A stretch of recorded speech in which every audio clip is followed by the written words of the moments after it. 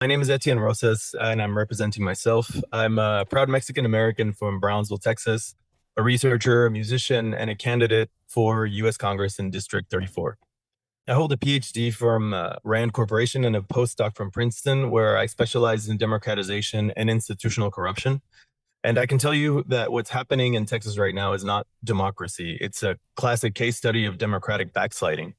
This redistricting proposal isn't about fair representation. It's about carving up Latino communities like my own to engineer more Republican wins, even where Latinos are a clear majority.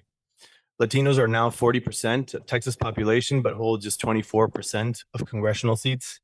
At the national level, we're 20% of the people, but only 10% of Congress. And that's shamefully the highest that it's ever been. But instead of fixing this disparity, these maps aim to drown the voice of Latinos even further, cracking the Rio Grande Valley, splintering districts like my own, and erasing our growing political voice. But this isn't anything new. In 2006, Supreme Court ruled that Texas violated the Voting Rights Act by dismantling a Latino opportunity district. And that same playbook is being used again, just with weaker federal oversight. But the consequences here go beyond the maps. When our communities are politically marginalized, it opens the door to gross institutional corruption.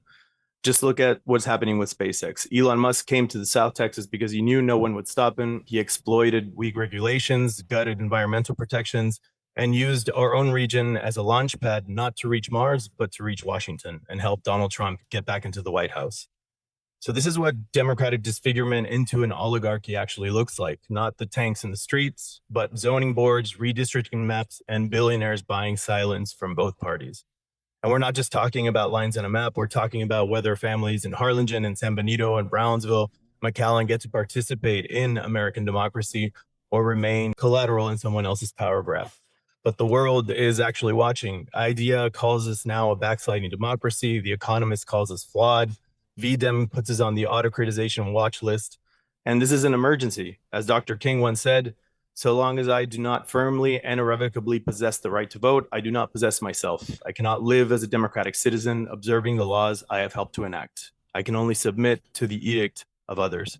So I urge the committee to reject these maps that fragment Latino majority communities, to center public input on those directly affected, and to comply fully with the Voting Rights Act and the Constitution. And remember that assaults on democracy anywhere are assaults on democracy everywhere.